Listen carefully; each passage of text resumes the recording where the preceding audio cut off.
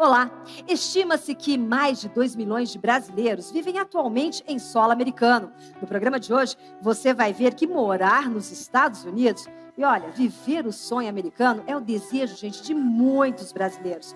Mas será que ainda vale a pena? E como chegar lá? E ainda, vamos conhecer a jornalista brasileira que vem fazendo história há mais de 18 anos como editora do maior jornal brasileiro da Flórida. Tudo isso e muito mais, você confere a partir de agora, porque o Showtime está no ar.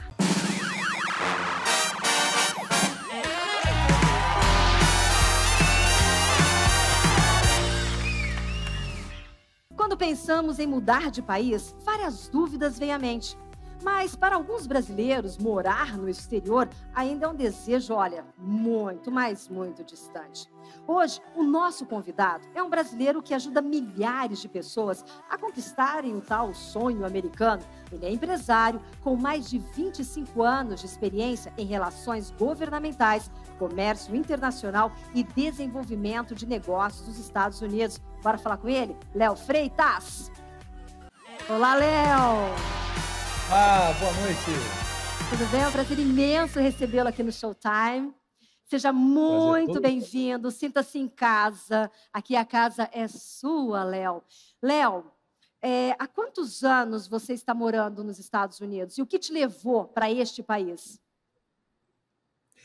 Bom, eu estou aqui há 35 anos. Eu cheguei aqui no dia 26 de dezembro de 1985. E vim com o intuito de estudar. Meu intuito era realmente fazer o intercâmbio e fiz o intercâmbio e foi o começo de um love affair, né? De um caso amoroso com os Estados Unidos que perdura esse tempo todo. Você é natural do Rio de Janeiro, Léo? Por sotaque, é natural do Rio? Eu nasci no Rio de Janeiro. Eu sempre falo para as pessoas, não use isso contra mim. Mas eu sou um carioca, né? Um carioca de Nova York, vamos botar assim. E quando você foi para os Estados Unidos, para qual estado? Qual foi o primeiro estado que você morou? Pensilvânia. Ok. E aí, de cara, você já se apaixonou, você já pensou, não, eu quero ficar aqui e eu vou construir minha vida aqui. Mas tu era bem novo na época. E muitas Bem dúvidas novinho. passam pela cabeça de um jovem.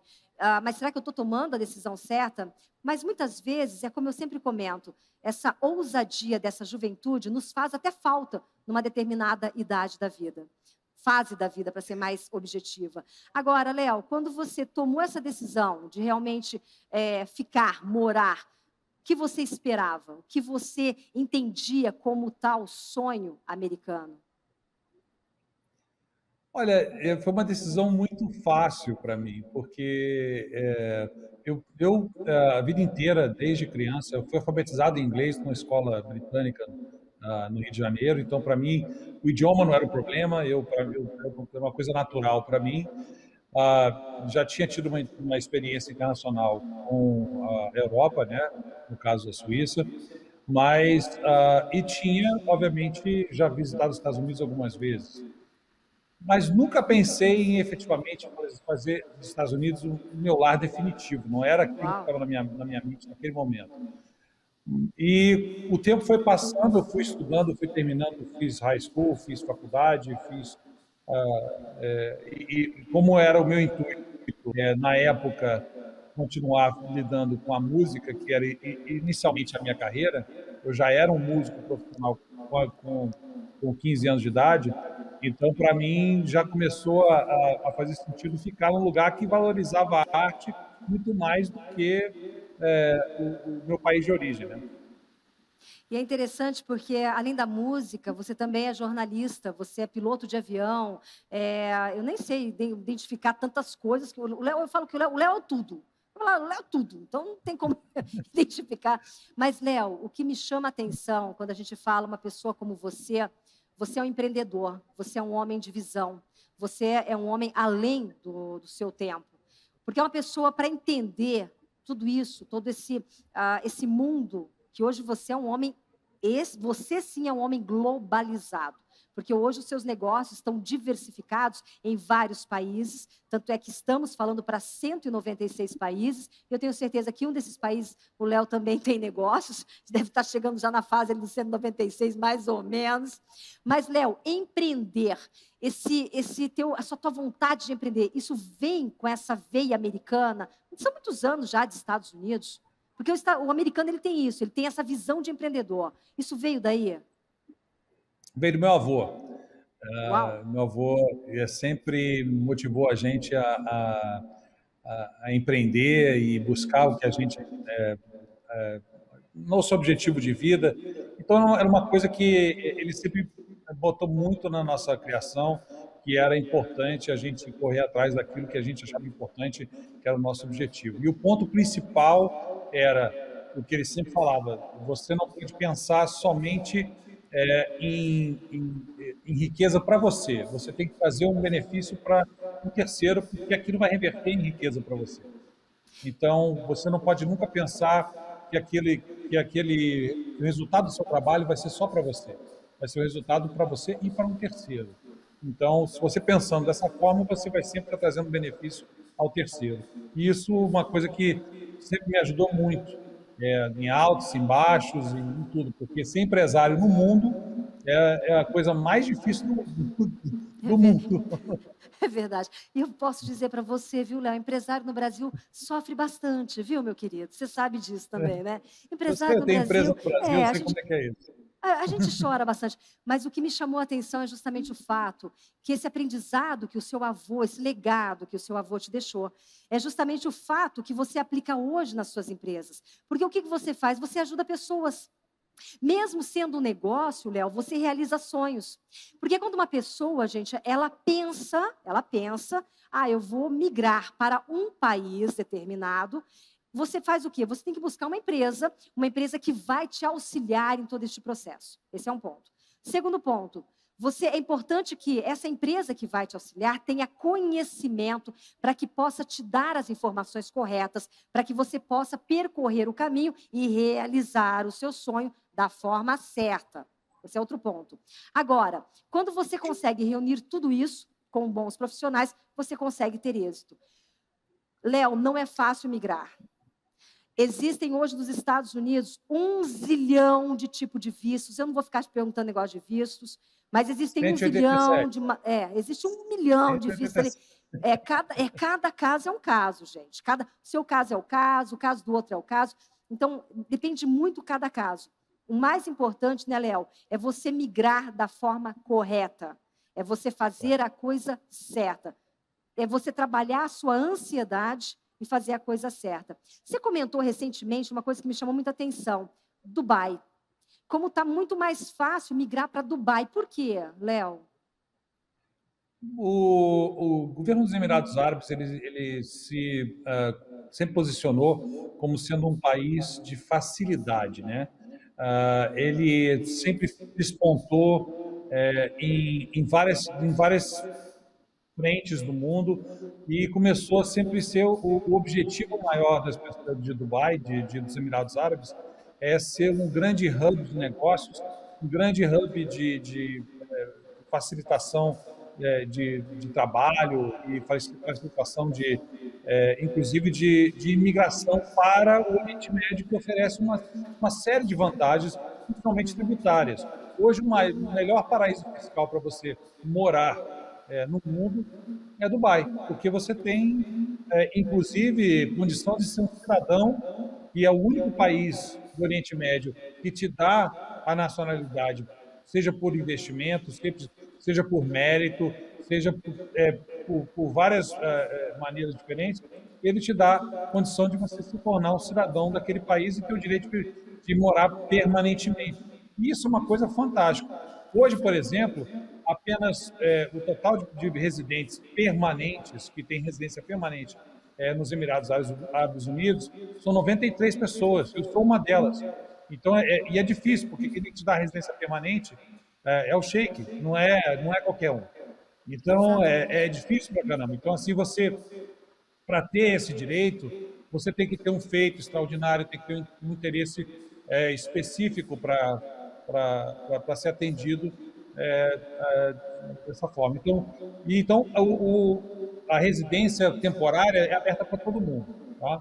Mas para você se tornar um cidadão, hoje, foi inclusive a partir do meados de fevereiro, começou a ficar mais fácil porque eles abriram essa condição já para todo mundo. Então hoje você tem condição de fazer o seu pedido de residência permanente e, posteriormente, o pedido de cidadania para os Emirados Árabes, que é o maior paraíso fiscal que tem do mundo. E é um lugar muito bacana de se morar, eu acho fantástico, tem tudo de moderno, tem tudo de avançado, tem uma medicina super moderna, tem as escolas que são excelentes e você ganha muito bem morando em Dubai. E é interessante isso que eu falo, gente, a informação, eu acho que é tudo, né? Muitas pessoas ainda focam nos Estados Unidos, vou morar nos Estados Unidos, quero sair, quero montar meu negócio, vou empreender nos Estados Unidos. Gente, existem países, como o Léo está dizendo agora, e às vezes as pessoas, nossa, nunca me flagrei Emirados Árabes, que pode ter essa possibilidade, hoje até mesmo de ser um cidadão muito mais fácil, até mesmo do que migrar para os Estados Unidos. Eu acho que a gente precisa, Léo, desconstruir alguns mitos que foram criados no decorrer de alguns anos. Vou te dizer um mito que as pessoas tinham, por exemplo, do passaporte dos Emirados. Antes da pandemia, ele chegou ao ranking número 1 de passaporte de mobilidade global. Ele chegava a 190 países sem visto. Olha, gente. Agora, você que está aí há alguns anos nos Estados Unidos, o que você está achando desse início do governo Biden? Eu tenho o privilégio de fazer parte da Comissão de Reforma Migratória do governo Biden. É um comitê que realmente ajuda a Casa Branca a formular novas políticas migratórias, e é composto por 16 membros, que são membros de todos os feitios e qualidades, empresários, donos de escritórios de advocacia migratória, pessoas de empresas Fortune 500, enfim, tem de todos os meios. Mas o que vale a pena você entender sobre esse comitê é que existe a intenção de tornar a imigração cada vez mais desburocratizada, de uma forma que seja cada vez mais fácil para as pessoas buscarem um dos 187 tipos de vistos que existem para os Estados Unidos. E hoje em dia, na administração Biden, a coisa está muito mais flexível e muito mais pró-imigrante do que, obviamente, na administração Trump. Interessante, né? Porque ouvindo você falar, isso me remete muito o jornalismo, que a gente fala assim, a informação correta.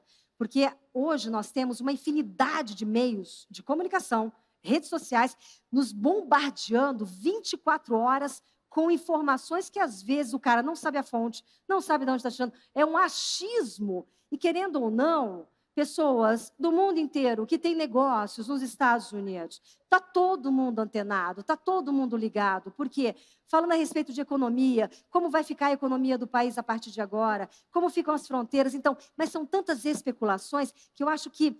Eu te pergunto, Léo, esse seu lado jornalístico auxilia também no seu trabalho?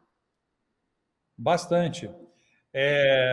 Como jornalista, inclusive, eu tenho acesso a bastante informação e, obviamente, tendo sido um membro do Departamento de Segurança Nacional durante 15 anos, ter sido um agente federal aqui nos Estados Unidos, me ajuda bastante em termos de mobilidade e conhecimento, né? Então, isso me ajuda a ter acesso à informação de uma forma um pouco mais fidedigna, e não de informação privilegiada, mas informação fidedigna, diretamente da fonte, para que a gente possa realmente passar isso para a população de uma forma sem filtro e completamente esmiuçada, para que a gente possa trazer informação que não seja fake news. Eu já vejo muitos meios de comunicação que promovem, principalmente para a comunidade brasileira no exterior, uma série de fake news que, na verdade, então, isso me incomoda bastante. Então,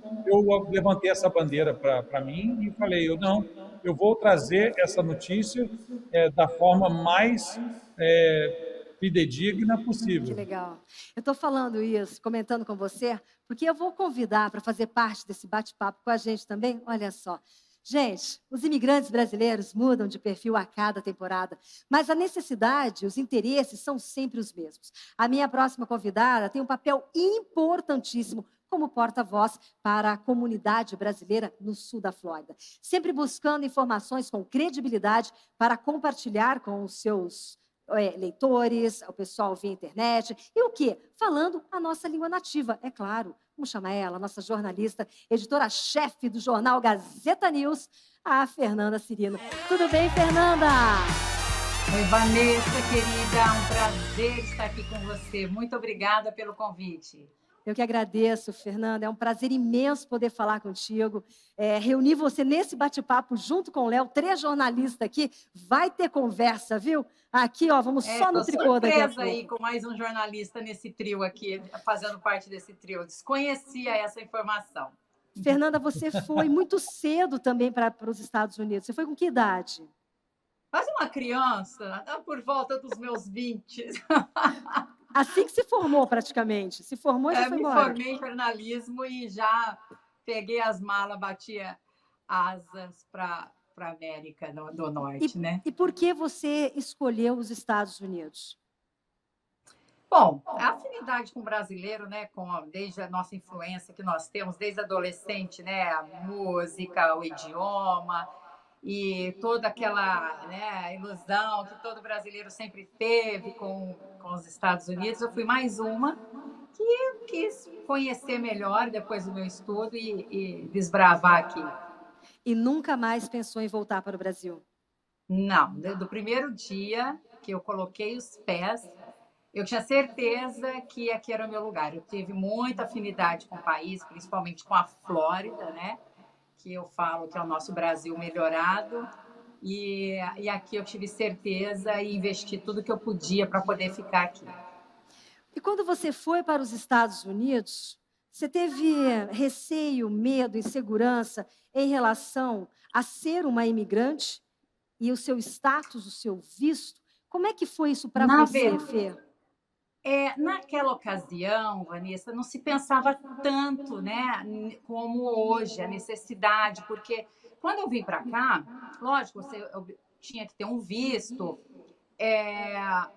era muito liberada a entrada de todo mundo, era muito mais fácil, as pessoas passavam do prazo, podiam, iam, voltavam, arriscavam, não tinha problema, todo mundo tirava carteira de motorista, o acesso era mais fácil para todo mundo. E não foi antes do September 11, então depois mudou muito, teve todas essas exigências na política, na imigração. Tanto é que o americano mal falava sobre imigração dos 90 para trás, não era um assunto tão em pauta, né, até na vida política, mas então não tinha essa insegurança. Eu vim, vou estudar, vou ficar o período que eu achar que eu devo ficar e se surgir alguma oportunidade eu fico mais, e foi o que aconteceu. Como jornalista eu já logo me informei para poder, né, estar segura no país, não ficar fora do status legal, mesmo muita gente ficando e não tinha muito problema na ocasião. Eu me formei, lógico, já como jornalista, eu já fiz o meu processo de trabalho naquela ocasião. Quando você fez todo esse processo, você fez dentro do país? Você não voltou para o Brasil para fazer essa... Dentro do país. Uau, olha aí, Léo, olha aí, Léo. A gente tinha as condições de fazer a extensão de visto, eram 3, 4 extensões eram permitidas, né? E eu fui fazendo as minhas extensões, que seria o prazo do meu green card já ficar pronto. Mas eu teve o azar é ao mesmo tempo sorte para todos os imigrantes, que na época do meu processo foi aprovado de novo, retornaram com a Lei 245, e 245 na época do presidente Bill Clinton, e aí vem aquela enxurrada de processos. Depois, logo em seguida, teve o problema dos ataques terroristas, aí a imigração realmente parou geral tudo, vamos rever. Alguns escândalos imigratórios na época com advogados que fizeram fraude em processo, tudo isso atrapalhou. Meu processo, que seria para no máximo um ano e meio. Eu levei quase 3 a 4 anos para pegar meu green card. Uau. Um processo de green card permit de trabalho, entendeu? Isso, Pela empresa. em que ano foi isso, Fê? O meu processo começou em 2000, foi em 2000, e aí em 2001 que ocorreu todos esses problemas, e aí na época já de sair parou tudo e eu tive um atraso violento, e aí eu tive que ficar esperando o meu green card aqui. Só que fiquei protegida porque tinha a lei 245 que me beneficiava também, porque a minha extensão não daria para todo esse tempo, né? Extensão de visto, e eu não podia ir e voltar. Então, a saga do meu green card foi essa. E hoje, Léo, como é que está toda essa situação? A 245i. Isso, e 245i.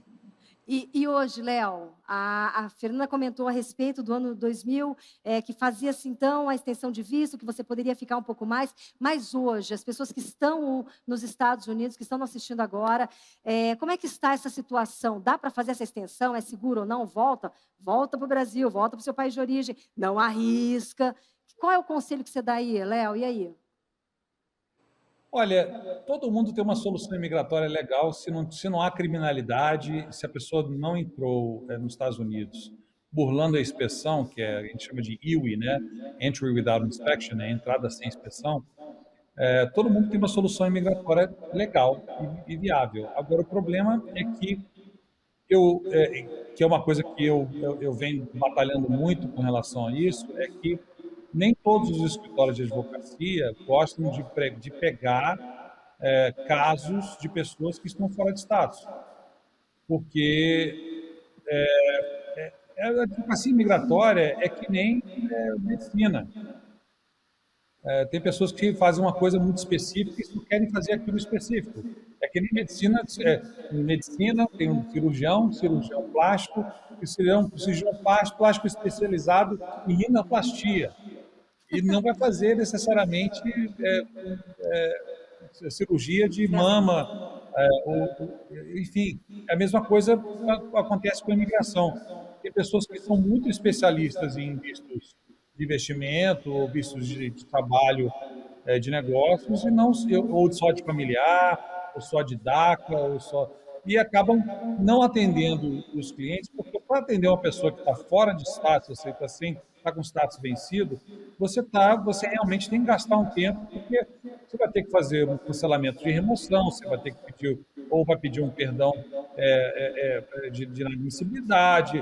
Então, mas existem meios de você, juridicamente falando, existem meios de você cancelar isso. Eu não estou falando porque eu não sou advogado, mas eu estou falando porque eu, como ex-oficial de imigração, conheço esses meandros.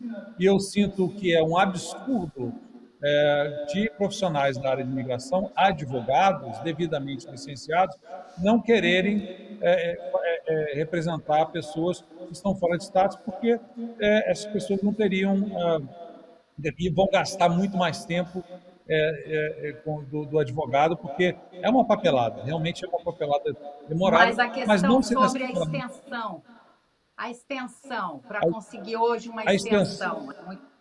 A extensão você consegue estender o seu status de turista, por exemplo, enquanto você tiver um motivo real para você continuar estendendo o seu status nos Estados Unidos. Por exemplo, pessoas que estão aqui fazendo tratamentos médicos, por exemplo, você tem um motivo bonificado para estar nos Estados Unidos, contanto que você comprove que, primeiro, você tem condição de manter-se nos Estados Unidos sem trabalhar, tá? Com recursos próprios. Você pode você está acompanhando, por exemplo, os seus filhos que estão estudando, menores de idade, pais de filhos menores de idade, que estão estudando com visto F1, por exemplo, os pais podem vir com visto de turista e acompanhar os seus filhos e podem fazer extensões, porque existem normativas da lei que permitem continuar a fazer a extensão de estadia, inclusive no próprio porto de entrada, você pode pleitear ao oficial de imigração do Customs and Border Protection que dê a entrada já valendo um ano, porque você está acompanhando o seu filho menor de idade que vai estudar. É interessante porque o que me chama atenção, Fernanda, Léo, o fato que as pessoas, infelizmente, ainda não têm o hábito de buscar a informação correta. Parece que as pessoas, às vezes, têm preguiça de ler. Isso é uma coisa que me choca muito. Por exemplo, você tem a informação, você tem a informação correta, mas você chega, fala que é uma questão cultural, até mesmo para muitos brasileiros que estão nos assistindo agora. O cara não consegue ler mais de 3 parágrafos, ele já para e já quer um áudio, já quer alguma coisa, enfim. Essa informação que o Léo está passando, e eu acho que a Fernanda pode falar muito bem sobre isso também, porque às vezes a gente posta uma notícia, a pessoa não lê a notícia inteira, ela pega fragmentos da notícia, faz o achismo na cabeça dela e pronto, se tem como a verdade. Eu acho que é uma coisa que nós, como jornalistas, temos sim que falarmos e trazermos isso sempre à tona, das pessoas procurarem as informações corretas e lerem realmente tudo que está escrito, não é, Léo? Às vezes a falta de informação leva ao erro. Eu quero parabenizar a Fernanda e a Gazeta News, que eu acompanho eles, assim, eu acho que é um veículo muito fidedigno e bem respeitado, e eu tenho orgulho do trabalho que eles fazem. Obrigada, obrigada. Eu acho assim, ó, você levantou um ponto muito importante. Realmente a gente, como jornalista, a gente sofre muito porque a gente está o tempo todo repetindo o mesmo assunto, a mesma informação, chega a ser cansativo. Você repete, repete, repete, repete, e às vezes ainda a desinformação é maior do que a informação. Culpa parte da pessoa que não se interessa ou que não lê exatamente tudo, porque você não pode resumir, não dá para você resumir várias informações em apenas um título. O título é o produto que a gente vende para te prender, lógico, para chamar a sua atenção. Mas as pessoas se baseiam, às vezes, no título. Né? Mas um motivo também que eu vejo essa desinformação, que não é nem culpa tanto da população, é o excesso de informantes, é o excesso de export, o excesso de, de pessoas que se intitulam, né, ou influenciadores, ou apresentadores, ou jornalistas, que isso mexe muito com o ego das pessoas, né? As pessoas gostam de dar informação, as pessoas gostam de se posicionar como um informante. Você é o primeiro de ter informação de tudo. Verdade. Então, e aí isso é um problema, porque nós, como jornalistas, vocês sabem, a gente não dá para pegar, surgiu uma notícia, você já abria o teu canal e sai falando. Tem que investigar, tem que pegar informação, tem que ter certeza, tem que mais que ter certeza, montar tudo e levar a formação. As pessoas não, elas já querem dar notícia, pega de qualquer canto, ou não entende direito, ou traduzem algum artigo que é emitido, uma ordem executiva que é emitida, que às vezes até para a gente jornalista é difícil de entender e traduzir a linguagem, né? E esse excesso de pessoas informando acaba confundindo as pessoas. Entendeu? Mas é bem isso. Eu acho tão bacana, Fernanda, que o Léo fala uma coisa que me chama a atenção, é o fato. Todas as vezes que, se eu for responder se vai abrir a fronteira ou não, cobrar $1, milionário, né, Léo? Eu também, viu? Eu também. Você também, né, Fernanda? Vai abrir a fronteira? Vai abrir a fronteira? $1. Manda vai abrir a fronteira. $1 milhão. Essa informação vale. Eu posso falar um pouco sobre isso. Eu acho que assim, se a gente parar para pensar o que o governo americano está fazendo hoje em dia. A administração do Biden está vacinando a população em massa, está em fases em alguns estados e já está liberado para todos em alguns estados. E uma vez que essa campanha de vacinação se conclua, que o objetivo da administração Biden é dar um 4 de julho extremamente liberto dessa pandemia, para todos nós americanos. O que vai acontecer mesmo vai depender muito dessa vacinação em massa, e uma vez que a população americana esteja imunizada, obviamente, independente de como vai estar a pandemia num lugar ou outro, a gente estando imunizado, eu, por exemplo, já tomei a minha vacina, então, assim, já a população vai estar bem a salvo, pelo menos em sua grande parte, porque a vacina não é eficaz 100%, não existe vacina eficaz 100%. Então, a população vai estar pelo menos um pouco mais salvaguardada em relação a outros países. Então, aí dá para abrir a fronteira. E é até interessante, vamos aproveitar essa deixa que o Léo está falando aí, Fernanda, falar um pouquinho a respeito da economia, pessoas que têm empresas hoje nos Estados Unidos, o Léo também, que trabalha muito com isso, com empresas, enfim. É importante que existe muita especulação em relação a como vai se dar todo esse processo de retomada dessa economia.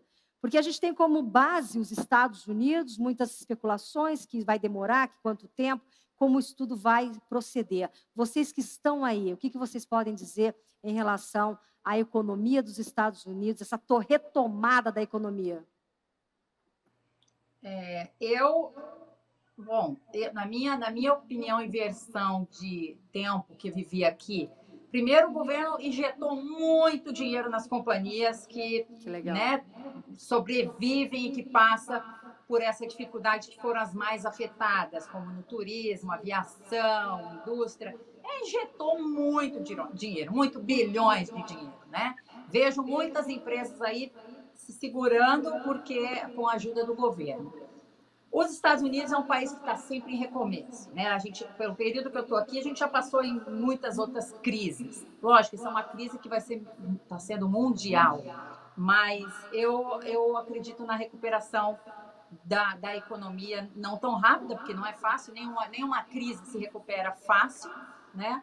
Mas é uma potência, né? Esse país é uma potência, não é questão apenas da estrutura do governo, mas também a máquina não para de girar. E eu acho que agora, devido à imunização em massa, que está bem adiantada até, né? Está bem rápida, vai trazer de volta, né, o circuito, a questão do turismo aos poucos vai retornando. Então, eu acredito que não leva muito tempo para a gente conseguir recuperar o perdido, porque ainda nós não estamos tão ruins, né, como imaginávamos que estaríamos. Essa é a minha visão. Exatamente. Léo?